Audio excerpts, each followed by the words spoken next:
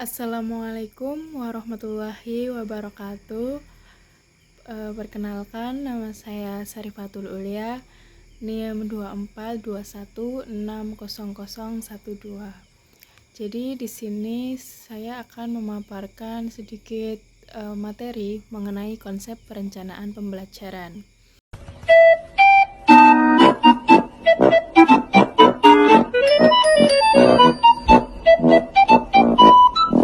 Nah, dari pengertian sendiri itu perencanaan pembelajaran itu proses sistematis dalam merancang kegiatan belajar mengajar untuk mencapai tujuan pendidikan secara efektif dan efisien.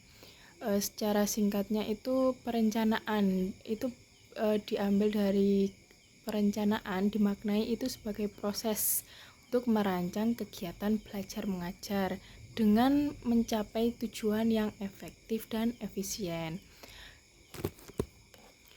Lalu untuk perencanaan pembelajaran ini mencakup apa saja? Itu yang pertama ada penentuan tujuan. Mungkin di perencanaan pembelajaran ini nanti kan ada tujuan. Nah, dari perencanaan ini kita merancang untuk mencapai tujuan yang maksimal begitu. Lalu ada pemilihan materi, apa saja materi yang akan digunakan untuk proses pembelajaran ini masuk dalam perencanaan dalam pembelajaran. Lalu ada strategi atau metode pembelajaran, apa yang akan digunakan dari metode pembelajaran itu. Lalu ada media dan sumber belajar, medianya yang akan digunakan seperti apa dan sumber belajarnya entah itu dari buku, LKS atau sebagainya. Lalu ada yang terakhir itu penilaian atau asesmen.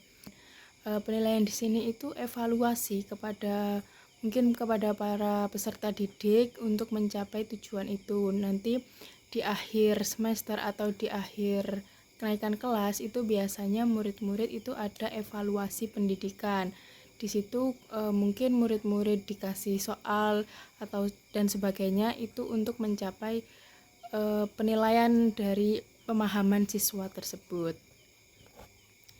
Lalu selanjutnya itu ada tujuan perencanaan pembelajaran. Itu yang pertama ada memberikan arah yang jelas dan dalam proses pembelajaran. Nah, jadi proses pembelajaran itu kan ada tujuan dari proses pembelajaran itu. Nah, tujuan ini memberikan arah sehingga bisa mencapai tujuan yang efektif dan efisien. Lalu yang kedua itu mempermudah guru mencapai kompetensi yang ditargetkan. Jadi guru itu ada target kompetensi yang akan dicapai dalam proses pembelajaran. Jadi tujuan perencanaan di sini itu agar guru itu lebih mudah untuk mencapai kompetensi yang ditargetkan dari awal. Terus yang ketiga itu ada meningkatkan efektivitas dan efisiensi pembelajaran. Lalu yang keempat itu ada mengantisipasi hambatan yang mungkin muncul. Mungkin dalam suatu proses pembelajaran itu kan ada hambatan-hambatan, entah itu dari internal maupun eksternal.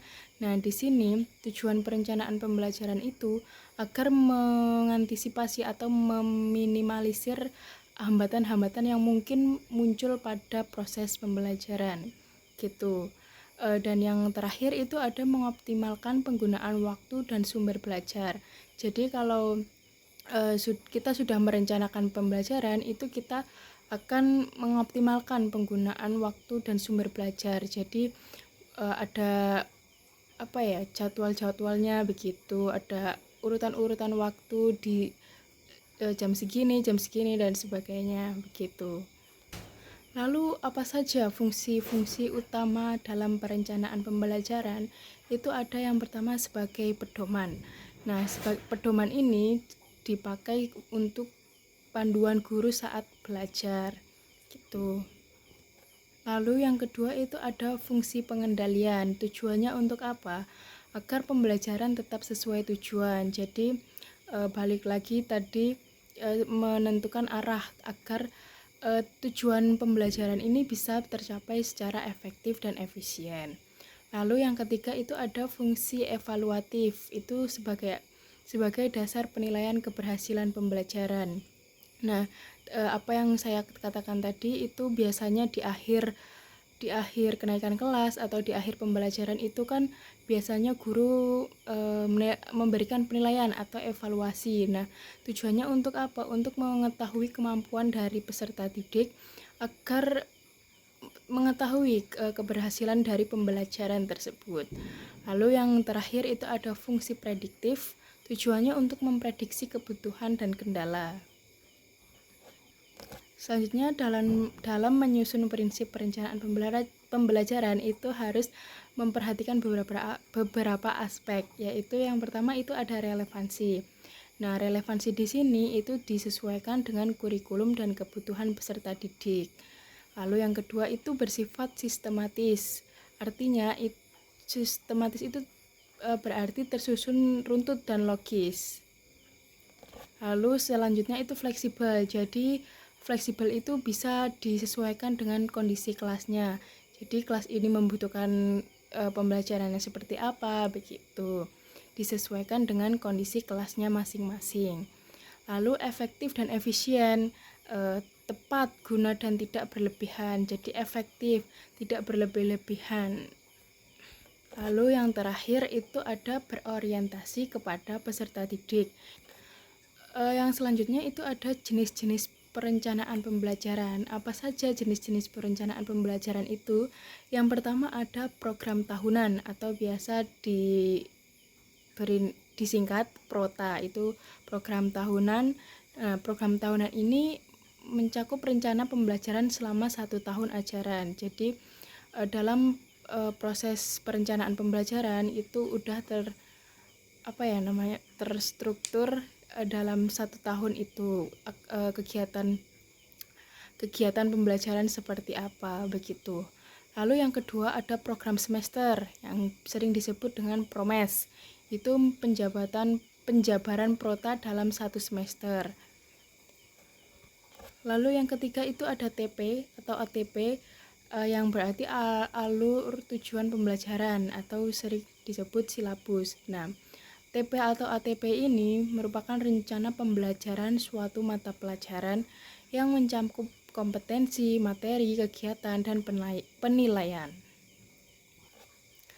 Lalu yang keempat itu ada modul atau RPP, yaitu rencana pelaksanaan pembelajaran. Jadi rencana kegiatan pembelajaran ini untuk 1 atau beberapa pertemuan. Jadi dalam pertemuan-pertemuan itu sudah ada kegiatan, pertemuan ke depan kita akan membahas apa, pertemuan ke depannya lagi kita akan membahas apa, seperti itu. Lalu ada aspek-aspek yang harus diperhatikan dalam proses perencanaan pembelajaran. Yang pertama itu ada dimensi waktu. Terdiri dari jangka waktu, bisa juga tahunan, lalu jangka menengah itu ada semester, lalu jangka pendek itu harian atau setiap pertemuan-pertemuan. Lalu yang kedua ada dimensi isi, itu mencakup kompetensi, materi, metode, media, dan evaluasi. Lalu dimensi proses itu ada pendahuluan. Lalu ada beberapa manfaat dari rencana pembelajaran ini, yaitu yang pertama pembelajaran lebih terarah. Jadi seperti tadi yang saya katakan itu adanya perencanaan pembelajaran itu, jadi kita tahu terstrukturlah proses pembelajarannya akan seperti apa untuk mencapai tujuan. Lalu yang kedua mengurangi improvisasi yang tidak perlu. Lalu yang ketiga itu bisa membantu guru percaya diri saat mengajar. Jadi kalau ada perencanaan pembelajaran, jadi guru itu sudah ada bekal materi ataupun bahan ajar yang akan digunakan. Jadi guru itu lebih pede untuk mengajar dan lebih menguasai materi-materi yang akan diajarkan. Lalu selanjutnya untuk mempermudah evaluasi hasil belajar. Lalu yang terakhir itu meningkatkan kualitas hasil belajar siswa. Nah, mungkin itu yang bisa saya sampaikan. Kurang lebihnya saya mohon maaf. Kesempurnaan hanyalah milik Allah.